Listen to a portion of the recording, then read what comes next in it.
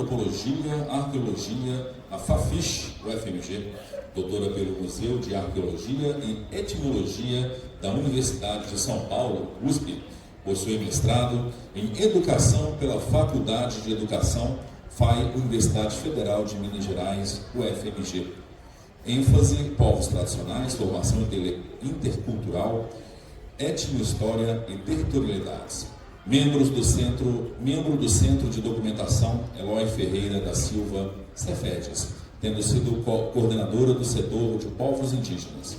Membro do coletivo Serra Sempre Viva, sócia efetiva da Sociedade de Arqueologia Brasileira, SAB. Membro do Conselho Internacional de Monumentos e Sítios ICOMOS da Unesco e da AMPUD, Associação Nacional de História. Pesquisadora da Artefacto Consultoria, Supervisão de Patrimônio Cultural na AEDAS. Coordenação do Eixo 3 Patrimônio Cultural do projeto Quilombo Vivo, Cerro, Vale do Jequitinhonha, Cefedes, Ministério Público de Minas Gerais, Angolo. Senhoras e senhores, com vocês, doutora Alenice. Gente, bom dia a todos, todas e todes. Agradeço mais uma vez o convite da caríssima colega Rosângela Albano Cleito para estar aqui participando deste simpósio, né? E desculpe, eu pedi justamente que o meu horário fosse o fim da manhã, porque eu estou fazendo um trabalho em Mariana e vim de lá direto, justamente para não ter nenhum atraso. Mas espero então que com essa palestra eu possa também cumprir, de certa forma, as informações que o colega Andrei iria fazer, né, no que se refere à arqueologia da bacia do Rio das Velhas, né? Que bom, que sorte, porque eu organizei também a parte sobre os sítios com arte rupestre, né? E a história a história de pesquisa da equipe do setor de arqueologia da UFMG ao longo, né, dos últimos decênios.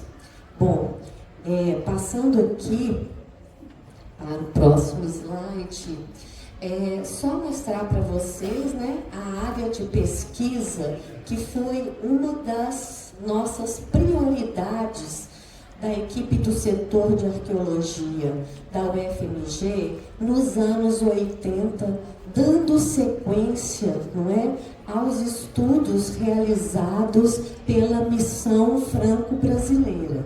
Foi através da doutora Madame Annette Perret, né, que o professor André Prus, que depois se tornou criador e um professor orientador de todos nós aqui na arqueologia da UFMG, né, quem passou pela arqueologia da UFMG com certeza trabalhou e foi orientada pelo professor André, não é mesmo?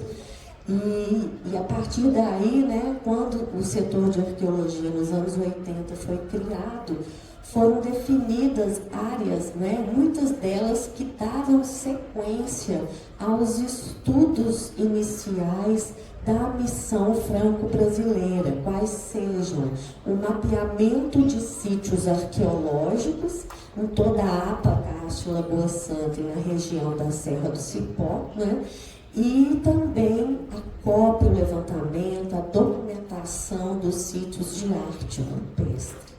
Lembrando também que não só sítios de arte rupestre, mas também sítios a céu aberto, né?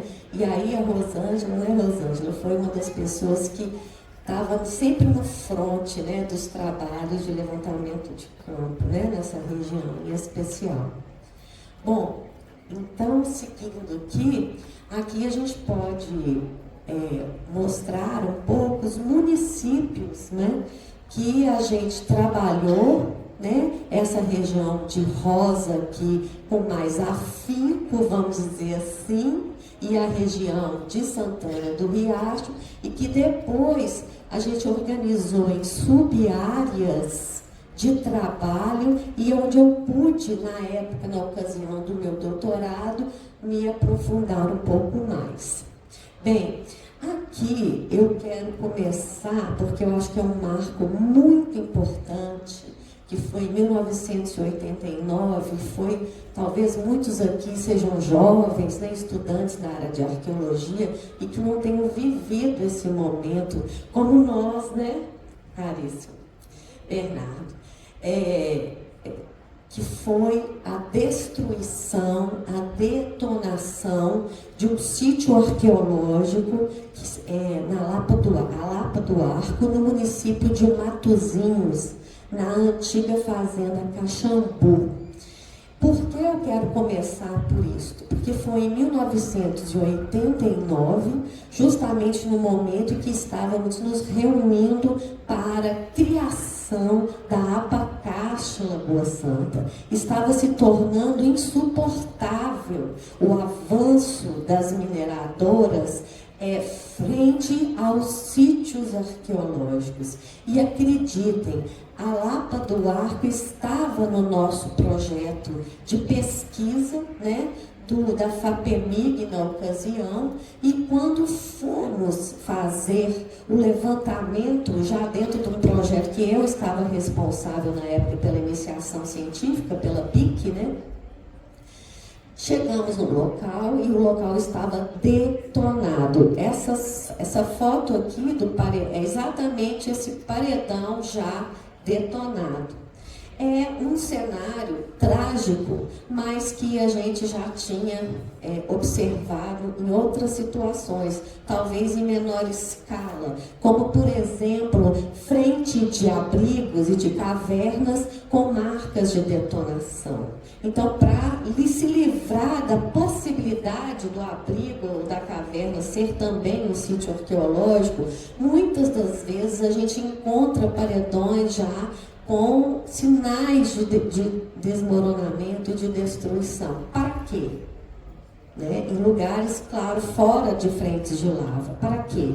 Então a gente viu que ao longo da ditadura militar, sobretudo, se instalou, né, uma política, né, de avanço das mineradoras. E em 89, com a discussão e com a criação em 90 da Abacaxi Lagoa Santa, houve um regramento, um zoneamento do qual a gente tem a felicidade de ter participado, para proteger o seu patrimônio hídrico, o fluviocárstico, as cavernas, o endocárstico, o exocárstico, e o patrimônio cultural e ambiental e a sua biodiversidade de uma maneira geral, né? Bom, então, seguindo, né, não poderia deixar de colocar uma foto do nosso querido André Prus, né, que agora é professor aposentado da UFMG e a quem eu devo muito nos diálogos e nas reflexões sobre os trabalhos relacionados, sobretudo a Abacaxi Lagoa Santa e Serra do Cipó, onde eu desenvolvi muitos trabalhos, né, de forma direta e objetiva, digamos assim. E aqui, por exemplo, é uma foto de um trabalho da gente fazendo cópia, se não me engano, na Lapa Vermelha, né? E a gente fica muito feliz em lembrar que ele está bem, está ativo e está aí pujante, aposentado, porém produzindo muito ainda. Aqui eu coloco algumas fotos da equipe, né, do início dos anos 90, né? E eu queria dar uma atenção especial a essa pessoa aqui, Luiz Fernando Miranda, nosso grande amigo e colega que faleceu ano passado, né? Infelizmente, estava ótimo, teve um ataque cardíaco fulminante e faleceu, né? Estava na praia, então ele estava num lugar lindo que ele adorava, mas para nós foi uma passagem muito difícil, né, a do Luiz Fernando, e alguém que está aqui é o Luiz Fernando, ó, um abrigo Rei do Mato. É alguém que se especializou também em arte rupestre, era um grande amigo nosso, um grande arqueólogo, um grande companheiro de campo, e que trabalhou então em várias frentes de cópia, levantamento, revisão, né, dos rolos, né, vai ter uma fotografia na sequência aqui, a Leila Bitar da Bahia, que veio trabalhar conosco para se enfim, que também para trabalhar e conhecer um pouco a metodologia nossa. Aqui sou eu, a Eunice Rezende, que é bióloga e que trabalhou muito também com material de Santana do Riacho, né? Maria Tereza Moura, né? Enfim, aqui na Serra do Cipó, no Grande Abrigo Santana do Riacho, e aqui também na Vargem da Pedra, né? Um trabalho que a gente fez. Não está dando para ver a data aqui não, gente, mas é 1990. Aqui então, aqui eu fiz questão de pôr bem grande para vocês verem, 1990, né?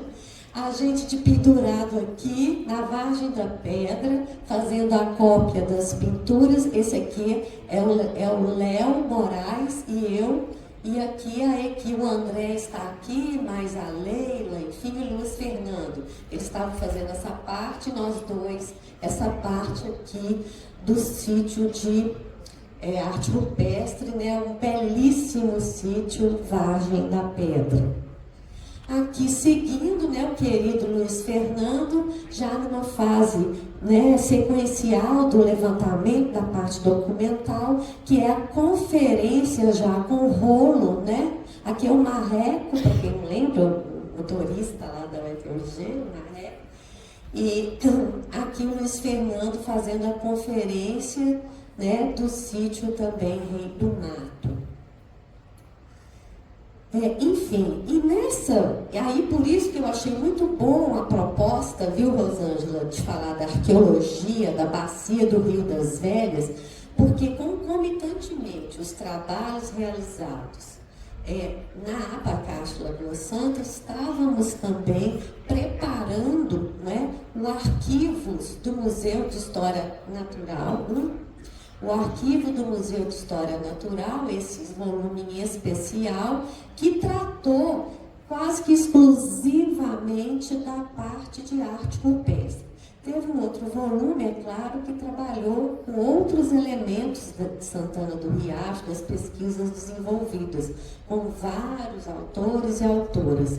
Mas o volume, né, 13 e 14, ele foi praticamente destinado, né, às pesquisas, né, com relação aos elementos da cronologia, descrição de atributos e tipologia, que eu e o André elaboramos, e também a reprodução em grande detalhe. E ali foi um grande desafio nosso de fazer um registro e uma análise profunda e detalhada dos estilos da arte rupestre, da tradição Planalto, das outras unidades e das mudanças, das similaridades e as disparidades, vamos dizer assim, né, de figurações rupestres.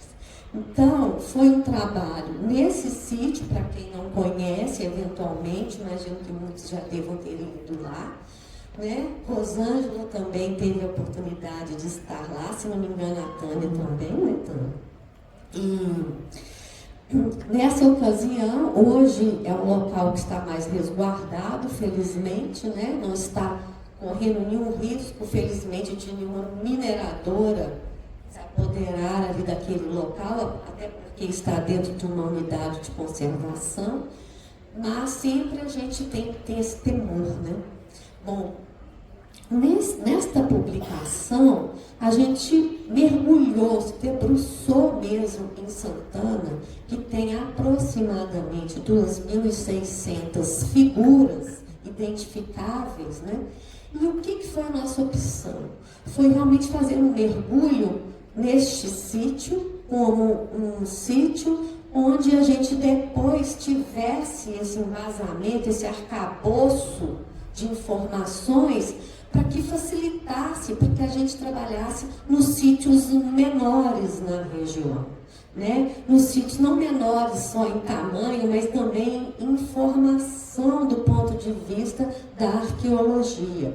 Então, a gente trabalhamos de um grande e a gente, então, e foi uma metodologia excelente, porque a gente trabalhando um grande sítio, depois vendo os elementos, nos pequenos que tem às vezes 10 figuras, 50 figuras, 15 figuras, não é mesmo? Então a gente, a partir daí, a gente organizou, né? A partir desse sítio, as reproduções foram em preto e branco por absoluta falta de dinheiro, obviamente, das publicações. Elas são todas coloridas, né, como vocês viram na foto. Mas o nosso objetivo era, além do registro, observar todos os elementos cronoestilísticos das figuras. Aqui, gente, eu selecionei, claro, senão a gente ia ficar até amanhã, né? Só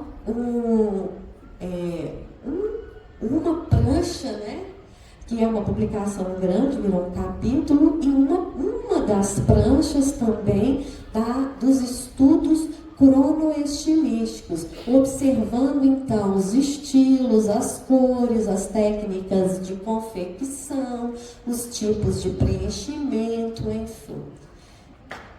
E outra coisa que a gente fez com todas, eu falei todas as figuras, não é? Foi um quadro tipológico das formas, né? Das figurações, que com certeza têm um predomínio da tradição, né? que a gente chama de tradição planalto, com predomínio de figuras zoomorfas, dentre elas quadrúpedes, peixes e figuras geometrizantes simples, como traços e pontos, isso em linha geral. E algumas cenas ou evocações de caça, onde as figuras humanas são sempre muito estilizadas, às vezes com traços finos, às vezes desenhadas de forma mais robusta e preenchidas, coloridas, mas com predomínio monocrômico, ou seja, a maioria vermelhas, mas também amarelas, pretas, brancas e com variantes de tons. Bom, dito isso, a gente fez também uma tipologia na época, nesse trabalho em Santana do Riacho, e também uma morfologia, tá, de detalhes, seja perna, né, unhas, rabos, galhas, né? E formas, desenhos, traços, observação dos traços, tudo isso é bem importante para um estudo aprofundado cronoestilístico, para que a gente possa chegar em resultados que ao final, né, eu vou mostrar para vocês, que é uma comparação do cronoestilística da Apacástula do Santa com a Serra do Cipó, ok? Bom, aí, em função daquela dramática detonação da Lapa do Arco, que ficou alguns anos ainda no processo junto ao Ministério Público, né? Uma das compensações foi a produção de um livro, né, sobre o patrimônio do local, Matozinhos, né? Porque foi um sítio do município de Matozinhos. Então, por isso, obviamente, o título indicou, né, o município de Matozinhos, mas a região onde nós podemos, a partir dali, depois da síntese que a gente tinha conseguido fazer da Serra do Cipó, através do grande abrigo Santana do Riacho, como eu disse a vocês, de forma multidisciplinar, né? Nós conseguimos também fazer uma síntese dos anos 90, os trabalhos que tínhamos desenvolvido nos anos 90 a partir desta obra. Quando a gente, aqui, né, o Rio das Velhas, tá, gente? Então, aqui a gente focalizou a Apacástula Lagoa Santa. Então, a gente aqui não focalizou nada da Serra do Cipó, diferente do trabalho, né? Mas também acrescentamos territórios que a gente considerava indissociáveis, que no caso municípios de Prudente de Moraes e Sete Lagoas, por ter, obviamente, uma unicidade muito clara e que a gente não iria em absoluto permitir essa fratura altura, né? Absurda, enfim.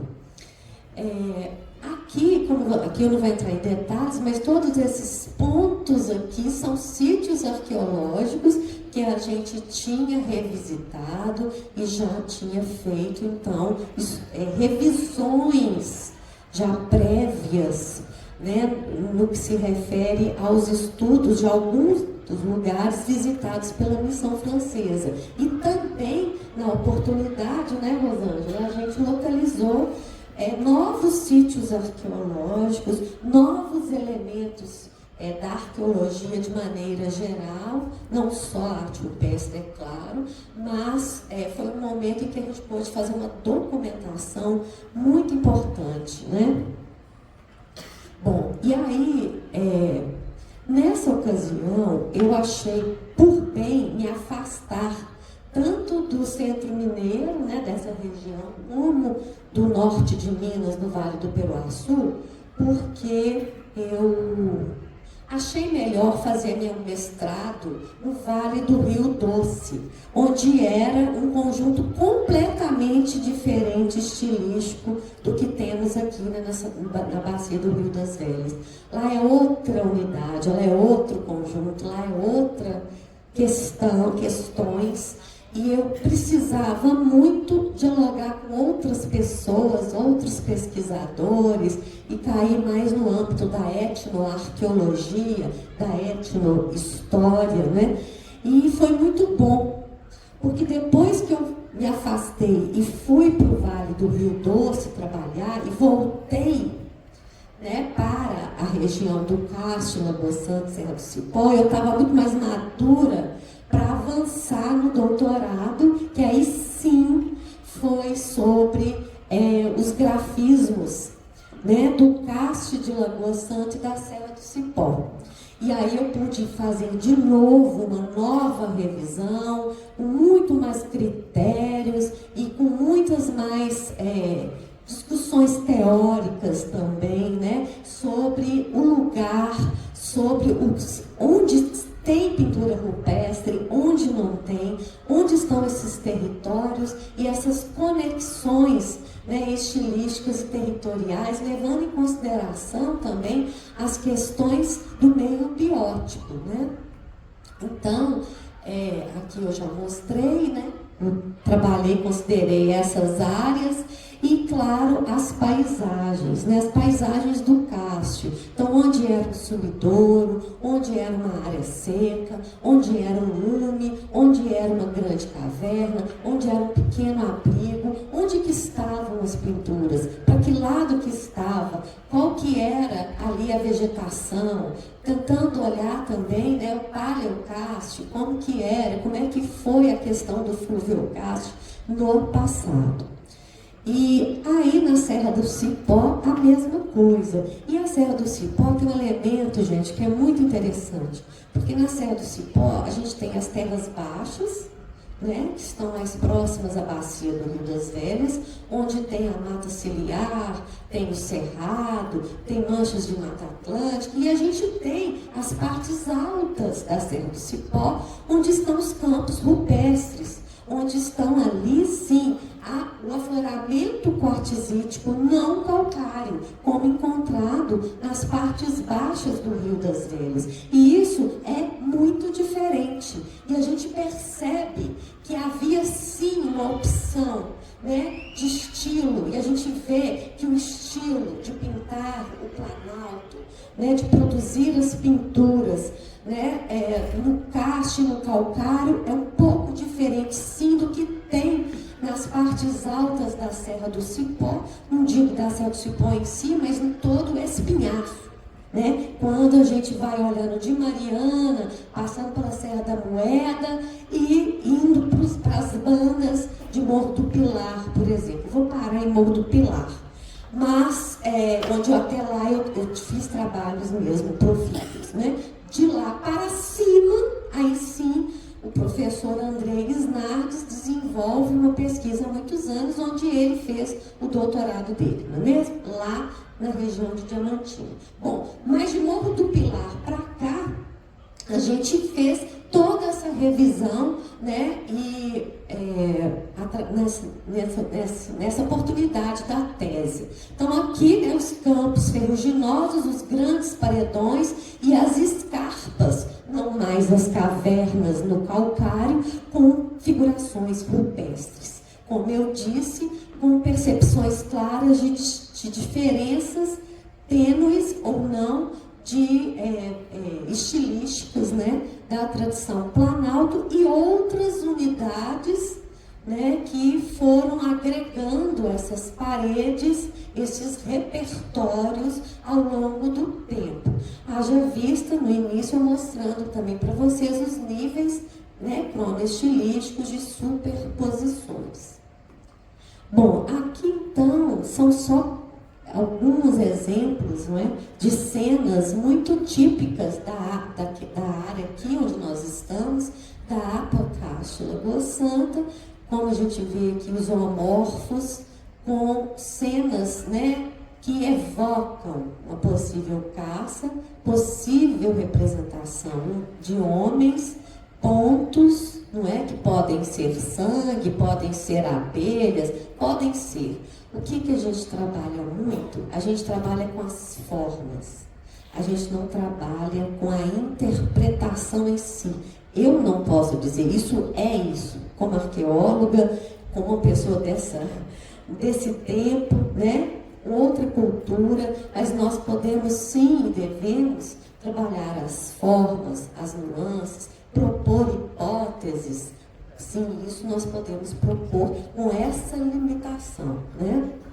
Aqui de novo, a gente vê uma outra cena, né, de zoomorfos, a gente vê cenas, aí a gente já vê a composição de figuras que são acrescentadas a uma cena anterior, talvez até de milênio antes, por exemplo, né, e que você vê que agrega aquele cenário. Então a gente vê que um sítio arqueológico de arte rupestre é uma obra aberta.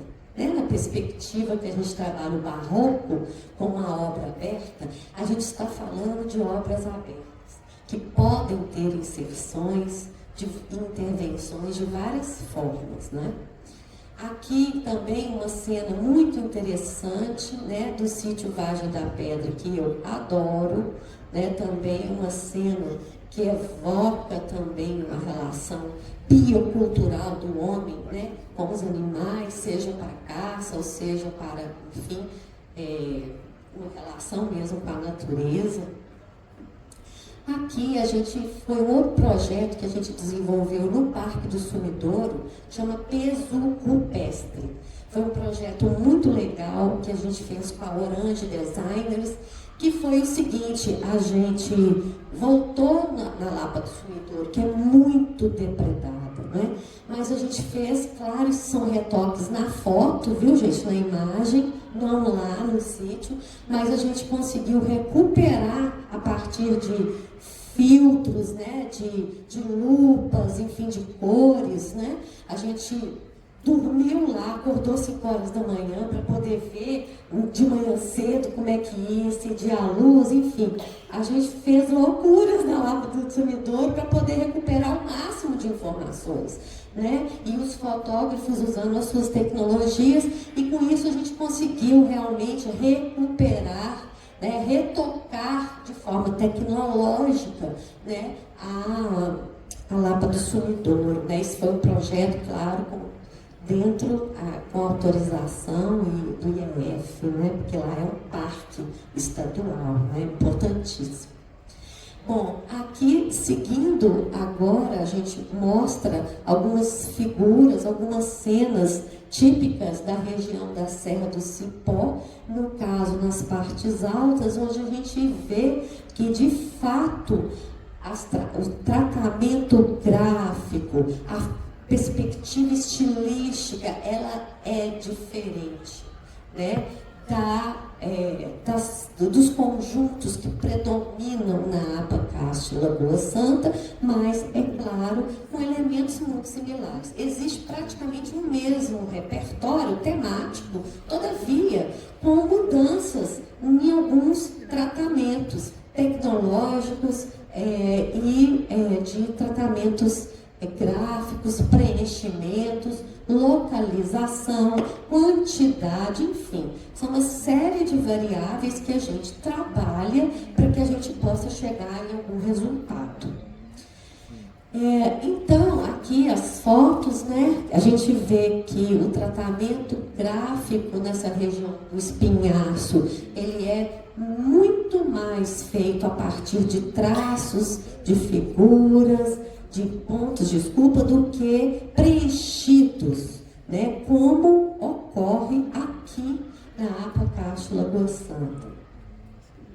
Aqui, então, a gente vê uma sequência de pontos que formam traço. Aqui a gente vê também uma sequência de pontos. E aqui a gente vê uma série de traços, né, pequenos que formam o preenchimento do corpo de um grande cervídeo, por exemplo. E uma coisa que a gente observa, voltando aqui, que existe uma tendência clara que as figuras, sobretudo as figuras zoomorfas, sejam grandes, bem maiores do ponto de vista do tamanho do que as figuras já feitas aqui, similares, mas feitas aqui na APA Castro Lagoa Santa. Isso poderia incidir, poderíamos levar a uma hipótese de que por serem maiores, eles economizavam um pouco mais, né? Os corantes, os pigmentos, no caso o óxido de ferro, né, o manganês, enfim, tudo os pigmentos minerais que eles utilizavam na confecção das pinturas rupestres. Bom, também observa-se tanto lá na Serra do Cipó quanto aqui na APA Castro elementos estilísticos que chamam a atenção. Como, por exemplo, na mata da Cauaia, aqui em Matozinhos, de figuras bicrômicas, peixes bicrômicos, muito comum do ponto de vista temático aqui na região, mas não bicrômico. E aí a gente encontra, são sítios que chamam a atenção. E cada sítio, gente, cada sítio é um universo. É muito complicado a gente falar de maneira geral. Por exemplo, falar em uma hora sobre isso é quase mais difícil, né, Bernardo? Assim, a gente fica até sem graça, porque parece sempre que a gente está trabalhando ou tratando de uma forma superficial, e não é, com certeza, né? Então, a gente tem uma outra situação muito interessante, que é no Capão das Éguas, né? Também um sítio maravilhoso que a gente trabalhou em Prudente Moraes, que tem, então, uma figura amarela contornada por vermelho e preenchida por pontos vermelhos sobre um fundo colorido amarelo. Olha só, aí ele mescla elementos muito interessantes. Então, é óbvio, né, que a gente encontra, sim, muitas disparidades e elas fazem parte, seja da criação, né, das pessoas que as produzem, ou do contato estilístico com outros grupos de fora, lembrando que eles não ficavam paralisados aqui no território, que eles faziam contatos com outros grupos, não é mesmo? E que a criação é do ser humano, não é mesmo? Para além até dos contatos, a criação é do próprio ser humano. Aqui a gente vê, então, uma unidade estilística que a gente vê claramente nos níveis intermediários, quer dizer, eles são sempre encontrados sobre as figuras tradicionais, as figuras da tradição Planalto, mais antigas, né? Eles podem estar entre as figuras da tradição Planalto mais recentes, mas sempre a gente entende, então, que essa forma de produzir as pinturas, que a gente chama de tradição balé, e não foi a gente que deu esse nome, viu, gente? Foi a Missão Franco-Brasileira que deu o nome balé, e por isso que está francesado, em função desse formato dos braços sempre estarem elevados, soerguidos, sensação de leveza, né? E lógico, a gente manteve esse nome pela tradição e em função das publicações já feitas, né, nos anos 70. E a gente seguiu, então, procurando entender mais essas relações, né, esses enclaves estilísticos, esses contatos em determinados sítios, porque eles aparecem menos sítios, em alguns sítios que já têm a tradição planalto. Isso é importante dizer, né? Então aqui a gente tem na Vargem da Pedra essa cena que é lindíssima, que fica exatamente naquela foto do início que eu falei que estava o André Brus, naquele corredor no alto.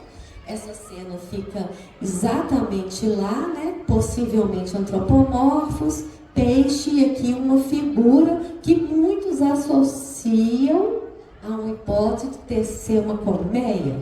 Pode ser. E aqui uma série, né, de cenas de vários sítios.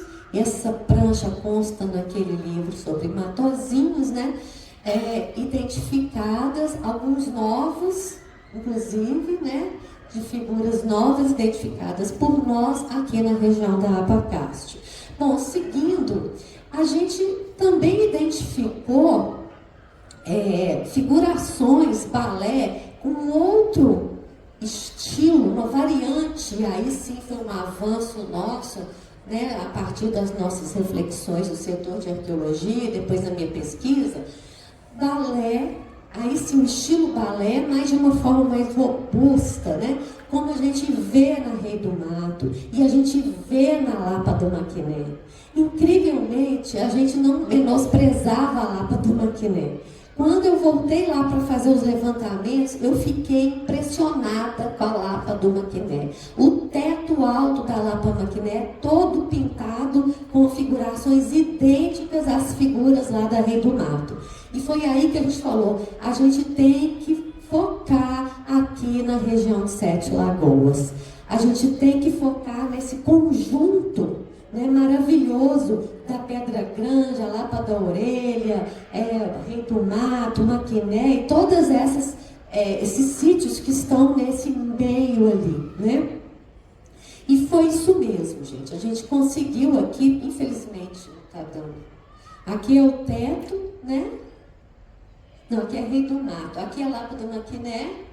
Aqui é o teto da Lapa da Maquiné, e aqui ao lado da Lapa da Maquiné, um outro sítio que nós localizamos, os Três Porquinhos, que tem o mesmo estilo que a gente já conhece muito, né? Já somos mais íntimos lá na Rei do Mato, que já foi publicado, que a gente vê lá na exposição, não é mesmo? Bom, então aqui a gente vê também, aí eu comecei a pesquisar as possibilidades, né, de influências estilísticas balé na região também da Serra do Cipó, onde a gente fez alguns recortes, por exemplo, na pedra pintada, né, e em Sucupira. Tem um teto de Sucupira, observem, que são figuras idênticas ao que tem em Maquiné, em Sete Lagoas. Então, que Sucupira é Santana do Riacho, né? Lembrando. E aí a gente foi voltando e revisando, e fomos vendo que existem balés de cabeça para baixo. Aí a gente foi, peraí, vamos ver, o que é isso aqui? Aqui é na Lapa do Maquiné, né? Figuras que são, se a gente virar, elas ficam igualzinhas. Aqui na Pedra Grande, exatamente Sete Lagoas. Então a gente começou a ver que merecia a gente se debruçar mais sobre essa unidade, sobre as suas influências na tradição planalto tardia, ok? Aqui também são algumas possíveis variáveis, que a gente vê aqui uma coisa mais estendida, alguns elementos, algumas nuances, né, que não cabe aqui a gente entrar, em vários sítios aqui da nossa região, né, como na Lapa da Samambaia, no Capão das Éguas, na Lapa do Capão das Éguas, na Lapa de Criciúma, enfim. E aqui a gente vê, aí sim, gente, que eu acho que foi um grande avanço nos últimos anos, a gente tem entendido né, a chegada também dos estilos, de influências dos estilos da tradição Nordeste, que predomina na região Nordeste do Brasil, mas que aqui ela entrou muito tardiamente e que a gente encontra normalmente nos níveis mais recentes, né, dos paredões rupestres. Então a gente vê aqui, por exemplo, na Lapa da Pia, figuras típicas que parecem muito com o que a gente chama de tradição Nordeste, estão feitas a seco, sem tinta, né? Só com um pigmento riscado a seco, pequenas, normalmente nas periferias, né, das paredes já pintadas na maioria das vezes. E observem, né? A gente na Vargem da Pedra, a gente identificou uma série de zoomorfos feitos com essa confecção, quer dizer, usando essa técnica típica do Nordeste, mas usando a temática Planalto, né? E que deu o nome, então, estilo Vargem da Pedra. E eu acho que um grande elemento que eu vou mostrar para vocês é que na Lapa da Cerca Grande, meus amigos, a gente encontrou aqueles painéis bonitos, vermelhos, né? Mas a gente voltou olhando de novo, depois que a gente foi trabalhar na Vargem da Pedra, e observamos uma série de retoques nessas figuras vermelhas, com acréscimo de unhas, de dentes, de galhas, tudo pequenininho. Uma forma de, né, acréscimos recentes a todas essas grandes figuras vermelhas da tradição Planalto. Eu vou mostrar mais adiante quando eu falar da cronologia. E aí sim, né, alguns elementos da tradição São Francisco, como eu comentei, das questões díspares, em alguns sítios, e que não é muito comum. A gente tem, inclusive, carimbos na Lapa da Cascalheira. É um sítio mais acima da Serra do Cipó que nós trabalhamos e onde tem exatamente carimbos. E que não é comum aqui nessa região. Aqui nós nunca tínhamos encontrado carimbo. Lembrando que os carimbos são comuns, muito comuns no norte de Minas. Não estou nem falando do nordeste do Brasil. Estou falando do norte de Minas, enfim. Mas aqui não. Então, a gente vê os contatos territoriais, os elementos que entram e que se agregam, que é muito interessante, né? Aí, uma outra questão que também a gente aprofundou muito e interessante, porque agora, que sempre foi menosprezada também em relação às pinturas, né? Também, gente, porque é assim, as equipes chegam, elas fazem o que pode, as tecnologias vão mudando, né? Os olhares, as percepções, a gente acha uma coisa aqui e fala, peraí, vamos voltar lá para ver de novo, né? Assim que a gente trabalha, assim que a ciência acontece, né? Como é que eu não tinha visto isso? Não, será que é isso aqui mesmo? Vamos voltar. É assim, funciona. A arte rupestre é a mesmíssima coisa. E aí, agora, o André Proust está organizando um livro sobre os grafismos não pintados no Brasil. E ele me convidou para escrever um capítulo relacionado aos grafismos não pintados aqui dessa região do Vale do Rio das Velhas. E que a gente trabalhou, entreguei já o artigo agora há pouco.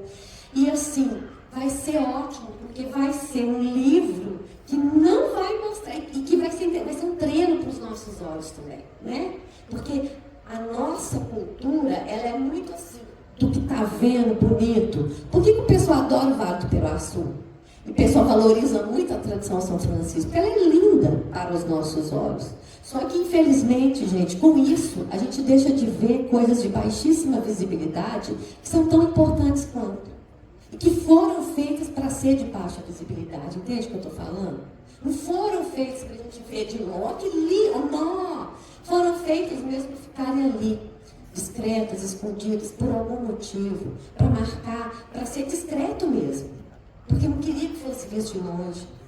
E isso a gente foi descobrindo. Na Lapa do Sumidouro, meus amigos, quando a gente foi agora revisar o projeto Peso Rupestre, eu percebi que algumas coisas muito pequenas a gente só enxergava, sabe em que momento? Em que a gente encostava na parede. Entende? Era para isso. Era para ver porque era pequeno. Muito pequeno. Tamanho de uma unha. Não era para ver de longe. Por quê? Ou então a gente vê só se deitar.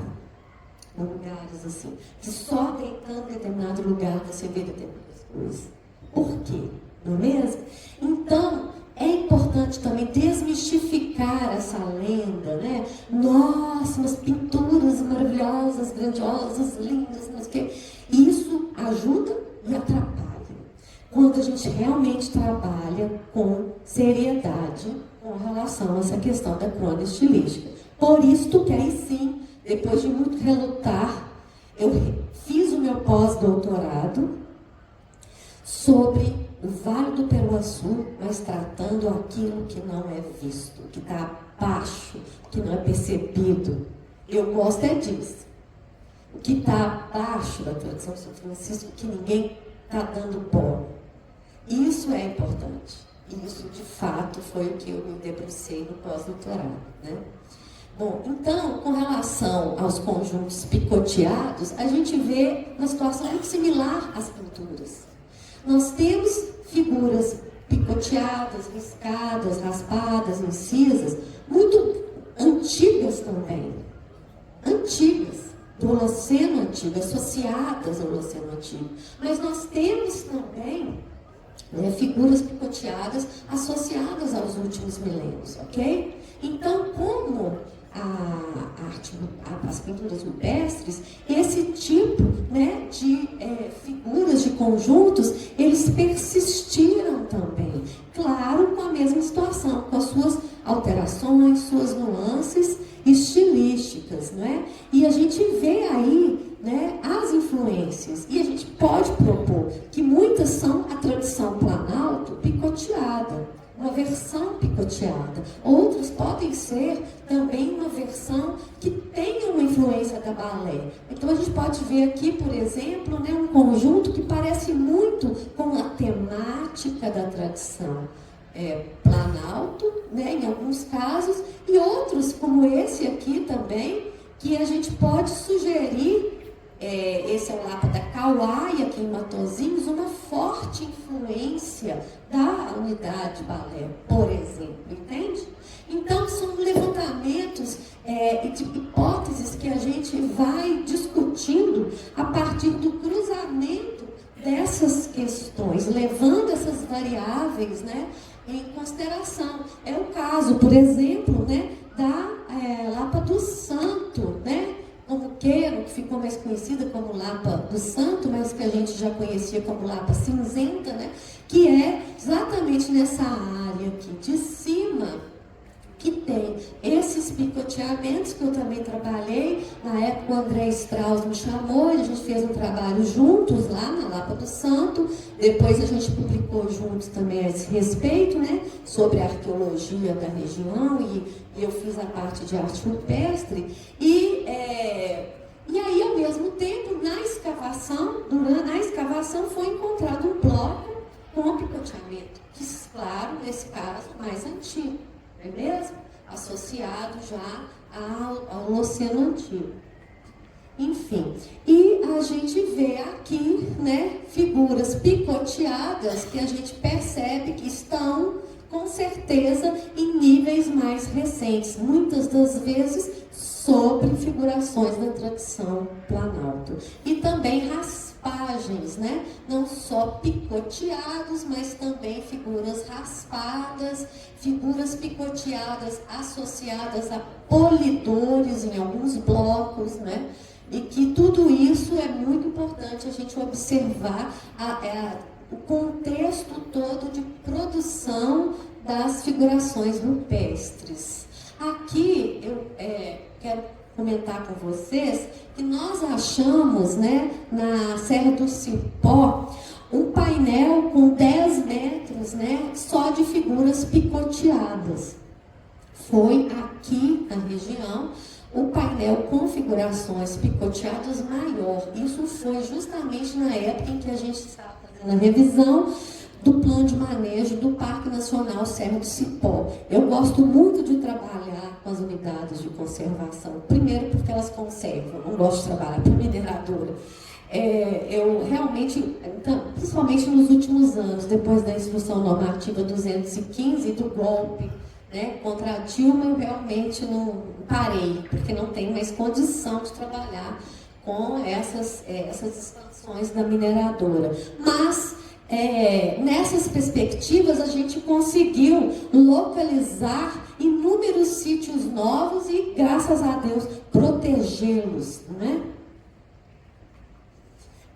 Aqui a gente vê, então, que isso extrapola, obviamente, essa região. Aqui na região de Doresópolis, né, já no Alto São Francisco, a gente localiza também figuras picoteadas, aqui infelizmente está dando para ver, mas são antropomorfos. Aqui, ó, vou fazer bem assim, antropomorfos picoteados, exatamente no modelo balé. Então, a gente está trabalhando no sentido de entender nas regiões vizinhas também essas incidências, ok?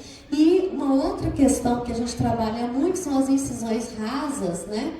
Que a gente encontra em vários sítios aqui da região. Essas são da Lapa da Escrivania, essa é da Lapa da Pia, né? Sobre pinturas rupestres. Então, a gente vê também que, além do picoteado, das pinturas, a técnica das incisões foi muito usada em determinado momento cronológico, né, aqui na APA Castro Lagoa Santa. E aí, eu falar um pouco para vocês dessas figuras mínimas, veja a escala, mínimas no sumidouro, que realmente, se você não passar, igual a gente passou a noite lá, olhando com calma, a gente não teria observado, e isso é muito importante para a arqueologia científica, né, gente?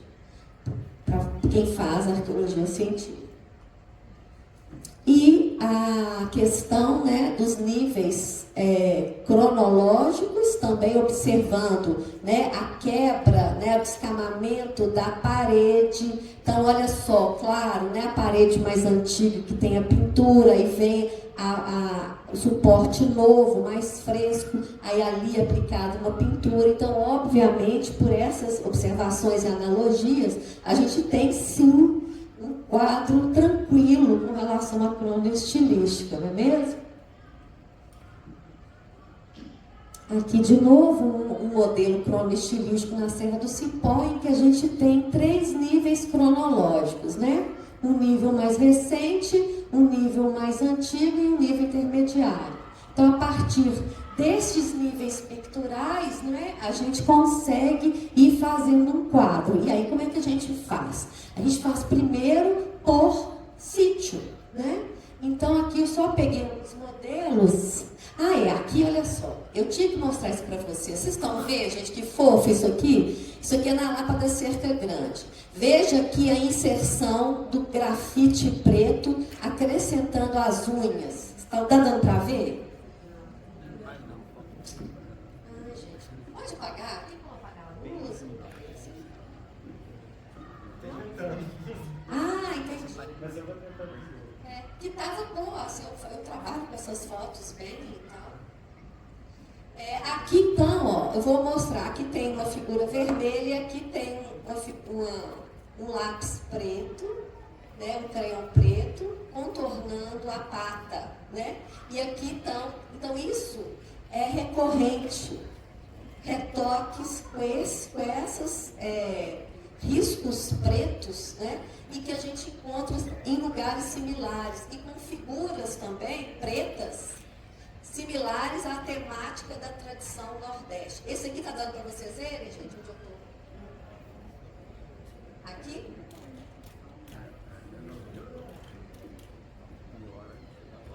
Melhorou, gente? Um pouco? Melhorou. Tá dando? Ótimo. Então, aqui, ó, aqui um detalhe, né, de um isomorfo vermelho, e aqui contorno preto, né, produzindo, gente imagina que uma unha, uma garrinha, né? E a gente vê em vários lugares, né, do sítio, dessas figuras antigas, né, essas incursões, vamos dizer, essas intervenções, esses acréscimos. E a gente então começou a observar esses elementos, esses detalhes são muito importantes para nós, né? Para entender também esses elementos novos que são incorporados, né, nas paredes, né, nos nossos suportes rochosos dos abrigos rupestres. Aí, bom, aqui só para, não vou entrar em muitos detalhes, né, mas só de cima para baixo, de baixo para cima, né, o mais recente está aqui, a gente faz por sítio arqueológico, desculpa, a gente faz por sítio a cronoestilística, né? Quando é possível, às vezes não é possível, mas quando não é possível a gente deixa no paralelo, mas a gente faz uma cronoestilística, nesse caso aqui lá para Cerca Grande, lá para Vermelha, lá para o Balé, Rei do Mato, Gruta Porco Preto, pode seguir. Aqui no Grande Abrigo Santana do Riacho, né? Então a gente também observou, então aí a gente vem unidade estilística Balé, tradição Agreste, tradição Nordeste, tradição Planalto 1. A gente procura organizar. Claro que tudo isso, gente, é um regramento interno para a gente dar conta de organizar as coisas, entende? Né? Lapa da Sucupira, Lapa da Pedra Pintada, Lapa da Cascaleira, Lapa do Curral Queimado. Então, a partir desses estudos por sítio e esses cruzamentos, a gente chega a um panorama geral, que é esse aqui. Né? Aqui são as figuras, né, da APA Caixa Lagoa Santa e aqui as figuras... contrário. Aqui as figuras da Serra do Cipó, porque aqui cortou. E aqui as figuras da APA Caixa Lagoa Santa. Então a gente propõe, né, uma cronoestilística geral, né, a partir da leitura, do cruzamento de todos esses elementos. Né? E aqui eu vou passar muito rápido mesmo, para a gente já ir fechando, que então... Dentro daquelas áreas, sub-áreas que eu comentei com vocês, a gente fez uma... Então, além desse trabalho cronoestilístico de cada sítio, né, e do conjunto, eu também, no doutorado, eu fiz a distribuição espacial no território da Bacia do Rio das Velhas dos elementos mais típicos daquele grupo cultural estilístico, né? Que aí nesse caso aqui a distribuição da unidade estilística Balé, né? Um outro caso aqui que é a distribuição dos conjuntos picoteados, incisões e cupiles. Então vocês veem onde tem a maior incidência, entende? Então não vou entrar, tem uma legenda, né, e tal. Quem quiser maiores informações está na minha tese, na banco de teses da USP, né? Tá tudo lá arrumadinho. Aqui também a distribuição, não é? Das possíveis influências, né, da tradição Nordeste, Agreste e São Francisco. Então a gente fez a distribuição, alguns a gente tem dúvida ainda, fica para a gente continuar aí as reflexões. E aí também, além disso, a gente por sítio faz o quê? Observa a distribuição interna intrasítio. Né? Quem é arqueólogo sabe. A gente trabalha nas perspectivas intersítios, mas também intrasítio. E aí, nessa perspectiva, eu peguei aqui o exemplo do abrigo Rei do Mato, mas a gente fez em vários, que onde a gente observa, aquele lugar que o Luiz Fernando estava de pendurado, que eu mostrei na foto, é exatamente o desenho. Então, onde tem a distribuição temática por compartimento. Então, a gente observou que as incisões estão embaixo, que um conduto tinha zoomorfos e o outro tinha antropomorfos, e que aqui em cima tinha tudo junto, enfim. E a gente observa que tem, sim, um padrão de distribuição. Né? Existe um padrão de distribuição, não é uma loucura. Existe sim algo que foi pensado. Obviamente, repito, não estamos na cabeça dos pintores, né? Nem desse povo que é outra cultura. Mas nós conseguimos observar um padrão, né? A gente consegue perceber, sim, elementos que mostram padrão. Nesse caso aqui, a distribuição, né, por temas e por compartimentos, não é, topográficos intrasítio. E aqui eu quero lembrar uma coisa que é muito importante, né, do que é dísparo e o que pode ser bem diferente. A gente estava junto, né, Rosângela? Na Lapa Neactor, né, e fazendo levantamento de pintura rupestre. A gente estava no abrigo, eu, a Rosângela e a Maria Tereza Moura. Nós três estávamos trabalhando lá, estava conosco o seu João, né, motorista. E com a Kombi da UFMG, você tem que falar da Kombi, né? E aí a gente estava lá copiando pintura rupestre, lindas e maravilhosas, sentando para lanchar, né, Rosângela? Alguém sentou para lanchar assim, oi? Olha só, um rosto esculpido na base estalactite. A gente nunca mais achou nada parecido. É óbvio que existem elementos que são únicos. Aí depois disso ficamos nós doidas procurando, né? Até hoje nada.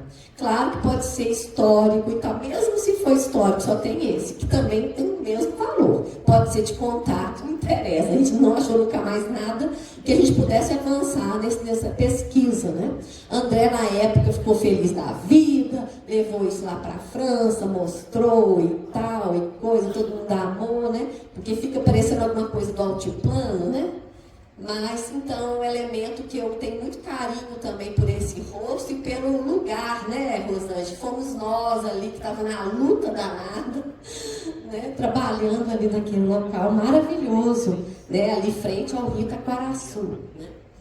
Bom, agora eu queria passar para a parte final mesmo, para poder fazer a conclusão, gente, mas que eu acho que é muito importante, porque nós arqueólogos temos que ter assim mesmo, como é que se fala?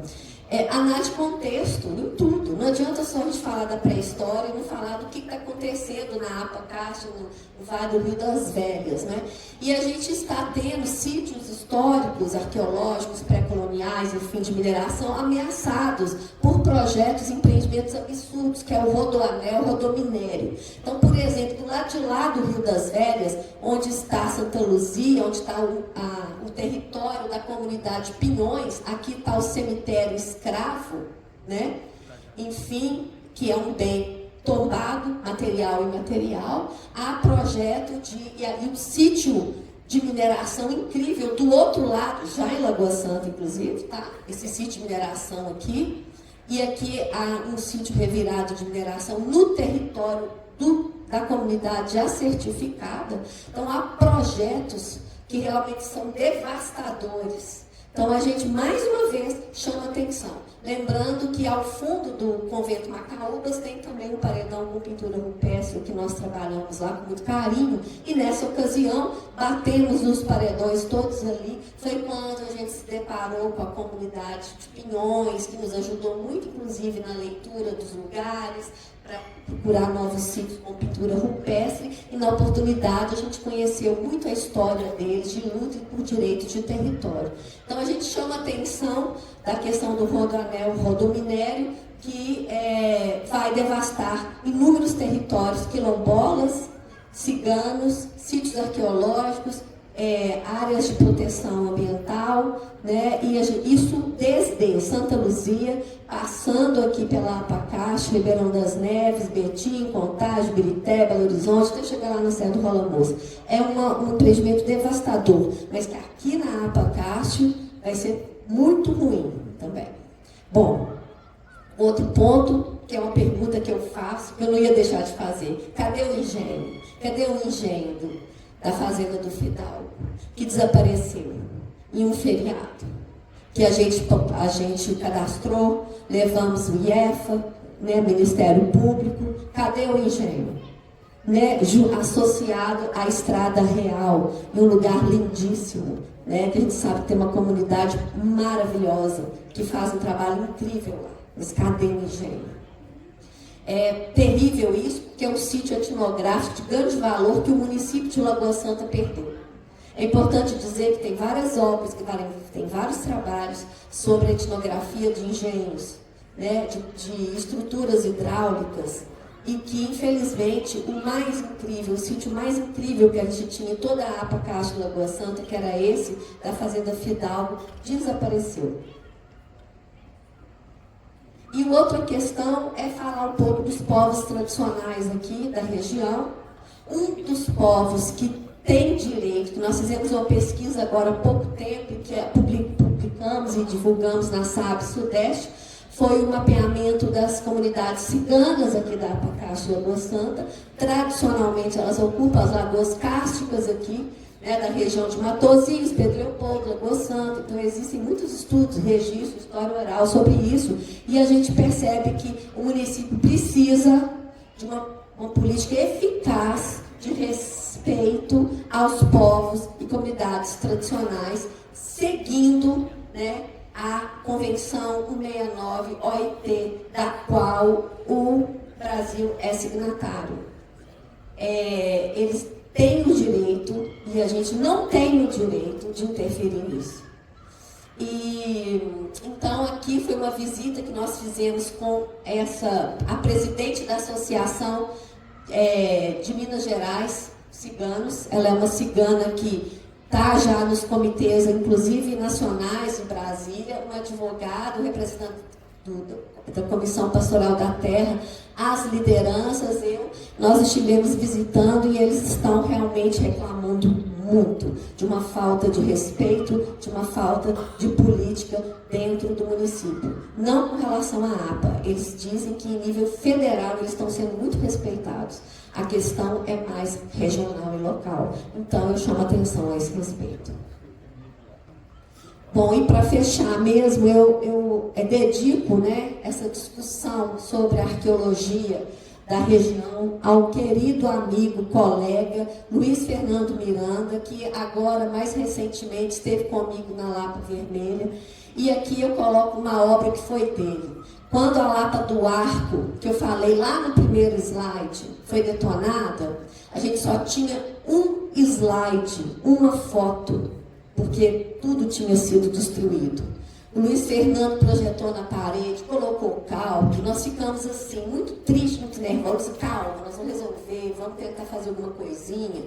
Luiz Fernando projetou na parede, botou o calque, copiou, fez isso aqui, né? Com todo o carinho dele, que é a única coisa que a gente tem da Lapa do Arco. Esse foi um trabalho que ele fez dentro do setor de arqueologia nos anos 90, e aqui é ele, mais recentemente, meses antes de morrer, na Lapa Vermelha. Então, eu quero aproveitar e agradecer a vocês a oportunidade também, e a oportunidade também de dedicar ao colega Luiz Fernando. Muito obrigada. Perguntas, né?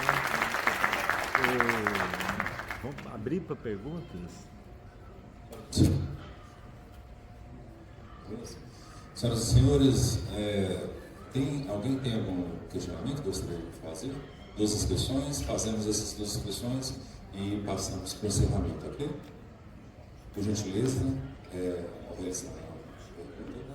se identificar, por gentileza.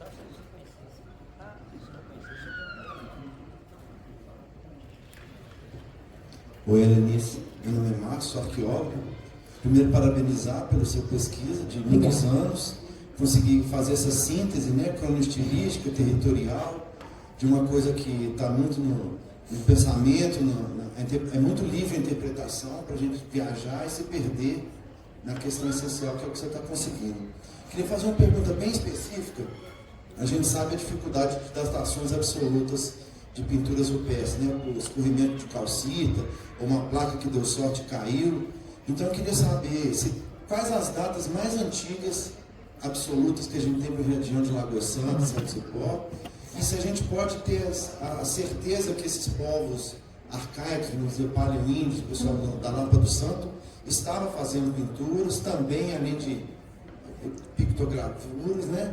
Então a data mais antiga as datas mais antigas que você tem para essa região daqui. Obrigado. Então, agradeço a pergunta, porque de fato não era possível falar muito sobre isso. Nós temos, está na tese, está publicado na revista lá do Arquivos dos anos de 92, né? Nós temos uma datação de 8 e 9 mil anos de pintura rupestre no Grande Abrigo Santana do Riacho. Todavia, a gente, como ela estava muito esmiuçada, a gente não conseguiu identificar os formatos. Mas a gente sabe, tem certeza que foi produzido, sim, arte rupestre no Oceano Antigo. Não há dúvidas quanto a isso, nunca houve dúvidas quanto a isso. Né? E já no Grande Abrigo Santana do Riacho, a gente tem uma datação mínima de 4 mil anos. Aí sim, enxergando, vendo bem, que são formas zoomorfas de peixes, sim. Mas com certeza, e outra questão que a gente também tem que comentar, é que a gente tem, em estruturas de covas antigas, né, pigmentos ali trabalhados. Também voltados nessa época de 10 mil anos, 9 mil anos. Então a gente sabe que havia sim, claro, todo um controle do ponto de vista dos pigmentos de produção para vários fins ritualísticos, não só da pintura. E a gente encontra também, Márcio, manchas em instrumentos, né, sejam polidos ou lascados. Né? Então a gente tem e corrobora, inclusive, uma datação agora da Lápis do Santo, né, da figura picoteada antropomorfa, que foi identificada e que está associada ao Oceano Antigo, desculpa, né, que ele pode inclusive ser de 11 mil anos. Não há problema nenhum com relação a isso. Na Lapa Vermelha também foi identificado incisões, né, também que podem ser associadas a essa ocasião. E também, né, o que ocorre é identificar o formato da figura. Mas a produção da figura nunca foi uma dúvida para nós. Mas a gente percebe que no Oceano Médio houve uma profusão. Você vai ficar o depósito todo? Houve uma profusão de produção e houve, a partir do Oceano Médio, a entrada de outros povos, outros grupos, com outros elementos estéticos, com outros repertórios, e que influenciaram a produção. Porque o que a gente tem certeza é que a tradição planalto foi e é uma produção estilística cultural de longo prazo. Entende? Aí, como historiador, eu fico muito confortável em dizer isso. Né? É uma produção de longo prazo, só que óbvio não estática, histórica, sempre. Né? E produziu e incorporou muita coisa. E tem coisa que não incorporou, ficou separado mesmo. E continua separado, e continuará separado, porque já está. Né? Então, isso tudo nos interessa. Não sei se te respondi.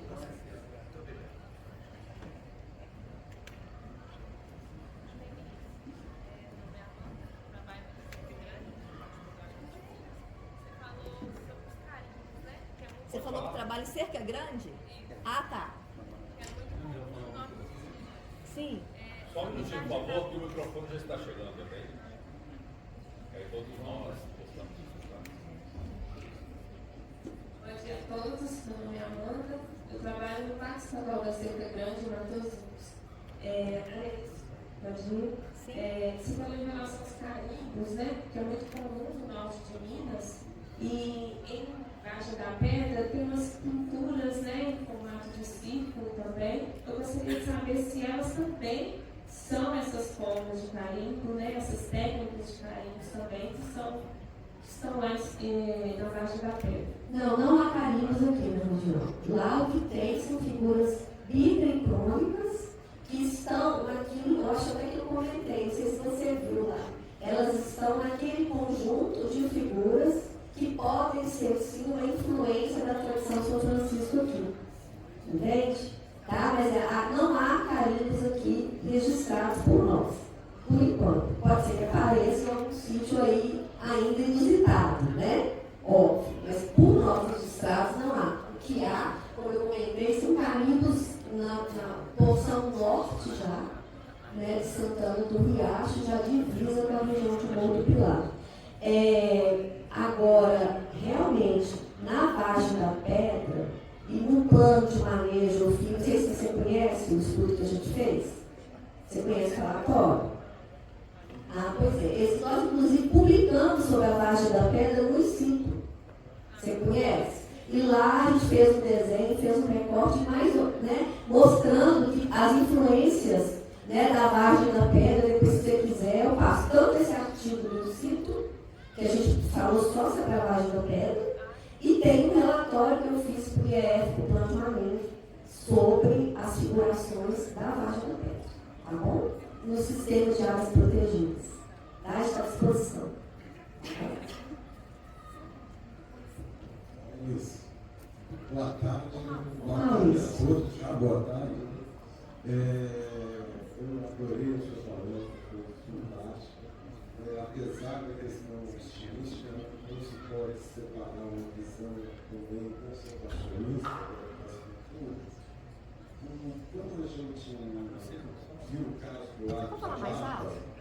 Quando a gente viu o caso do Arco da Lapa, que você foi, inclusive, envolvido pessoalmente e tal, eu senti falta, desculpa, não sei se outras pessoas também sentiram, mas eu tenho uma referência sobre a Lapa Vermelha de Lagoa Santa, que também era um sítio, também foi destruído e parece que também tinha pinturas, não é isso?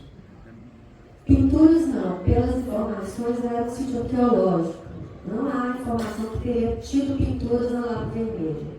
Parece que o Agrepul chegou aí lá. Eu não citei porque seriam muitas para a gente citar. No início, não sei se você pegou, eu falei que vários sítios teriam sido destruídos e que o que culminou, né, num ponto assim, eu acho que chega, né, foi a Lapa do Ar. Foram vários.